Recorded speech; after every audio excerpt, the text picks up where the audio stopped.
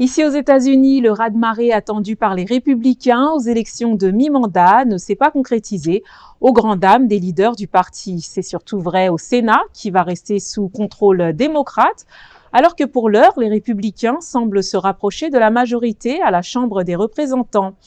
Mais les résultats de certaines courses ne sont toujours pas connus. Arash Arabachadi de la VOA nous en dit plus, un récit de Jacques Aristide.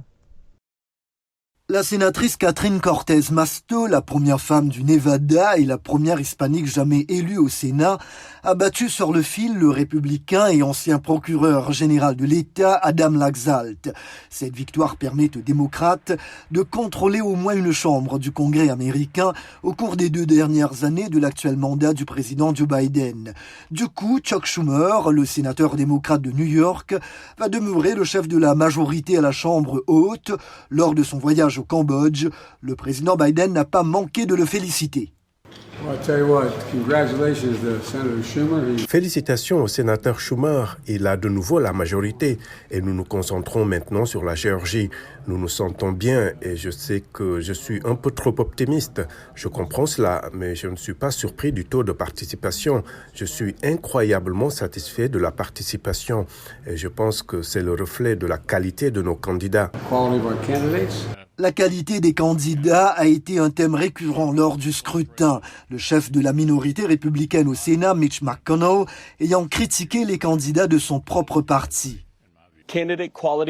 La qualité de candidat compte. Il y a un sentiment d'extrémisme avec lequel beaucoup de républicains ont été décrits, à juste titre ou non.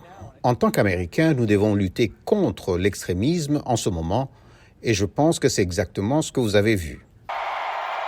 En Pennsylvanie, le célèbre médecin Mehmet Oz, candidat républicain soutenu par Donald Trump, a perdu la course au Sénat face au démocrate John Fetterman. Et dans l'Arizona, Blake Masters, également appuyé par l'ancien président, a lui été battu par le sénateur démocrate Mark Kelly. Je suis tellement honoré que l'Arizona m'a confié la charge de représenter notre État au Sénat des États-Unis pour 6 ans de plus.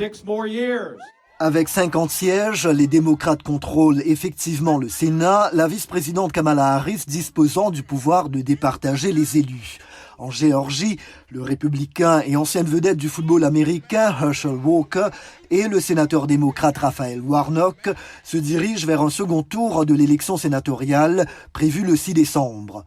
Pour ce qui est de la Chambre des représentants, tous les résultats complets ne sont pas encore connus, mais les républicains semblent pour l'heure se rapprocher des 218 sièges requis pour arracher la majorité. Quel que soit le résultat, nous sommes sur la bonne voie pour diriger notre pays vers de meilleurs horizons, alors que le camp opposé l'amenait vers le bas. Quel parti va finalement contrôler la Chambre des représentants? Le décompte des voix se poursuit et pourrait prendre encore des semaines. Sans le Sénat, les républicains seront incapables d'adopter des lois contraires aux objectifs des démocrates, notamment sur l'avortement ou le climat, ni bloquer la nomination de juges, ambassadeurs et responsables gouvernementaux. Jininiwa, VOA Afrique, Washington.